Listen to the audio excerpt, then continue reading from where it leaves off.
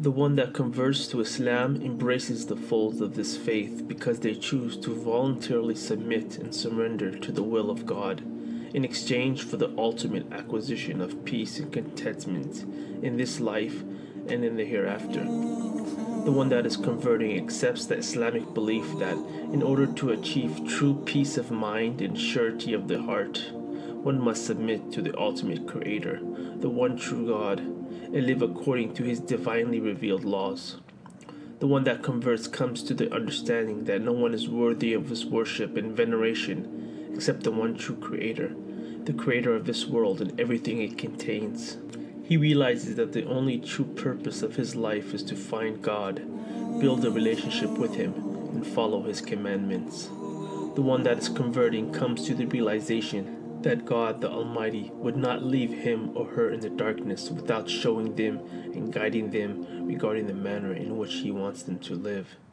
To this end, He, God, chose messengers and prophets throughout history to send to different nations at different times to communicate His message to humanity, to demonstrate how one should live and to teach mankind about Himself. In addition, these prophets came with glad tidings, stating that whoever worships the one God without any partners and lives a righteous life while obeying God's commands will enter paradise eternally. And whoever worships anyone other than Allah and does not follow God's commandments will enter the hell eternally. Islam is not a new religion, but rather embodies the eternal act of submitting to the will of God.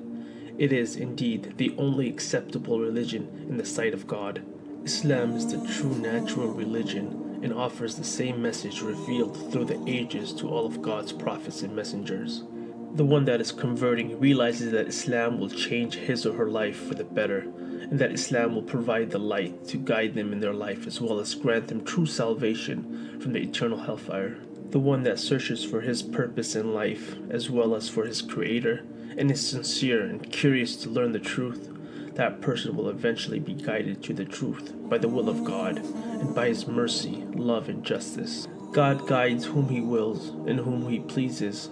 My dear brother or sister, if you have the desire to be Muslim and have a strong conviction and belief that Islam is the true religion of God, then you are ready to embrace the folds of Islam. In Islam, every action begins with one's intention. So one starts by setting the intention in their heart to embrace Islam for the sake of God alone. It's highly recommended that you take a bath or a shower to symbolically purify and cleanse yourself of your past life and your past sins. It's also recommended that you wear good clothes on the day of conversion. Unlike other religions, the act of converting to Islam does not involve any rituals, ceremonials, nor baptisms. All the one has to do is to declare the testimony of faith, which is known as the Shahada in Arabic, or the Declaration of Faith in English, which is the first of 5 pillars of Islam. These 2 statements encapsulate all of the beliefs of Islam. Ashhadu an la ilaha illallah wa ashhadu anna Muhammadan abduhu wa rasuluh. I bear witness that there is no deity worthy of worship except Allah, and I bear witness that Muhammad is His servant and messenger. One can simply state this phrase in privacy by himself, or can do so in public with witnesses, especially those who could help them pronounce the wording in Arabic accurately. The testimony of faith is recommended and often done publicly in a mosque or gathering. One testifies, acknowledges, and expresses that he or she is fully convinced, with no doubt, that there is no deity worthy of worship and veneration other than Allah. Allah is the unique name of God. One acknowledges that there is only one God who is the sustainer, the creator, who is in control of all matters and all things, who has no partners, no children, nor associates.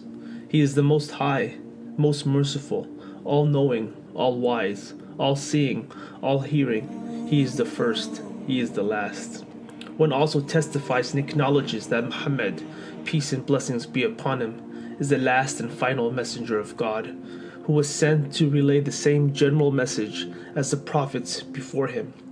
He is the best example and role model for humanity, a slave and a worshipper of Allah, and should not be wrongfully worshipped like past prophets, who were only human messengers of God and not God Himself. After one completes his testimony of faith, that individual is now officially Muslim.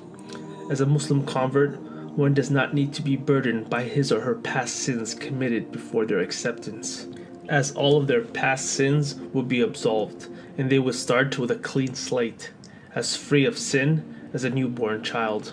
Not only that, but all of their past sins will be converted to good deeds. One should attempt to the best of his ability to keep his slate clean as much as possible, and do as many good deeds as he or she can. The new convert should make a lot of supplications to God, asking Him to continue to guide him or her to the straight path and lead him or her to paradise and everything else they desire in this world and beyond.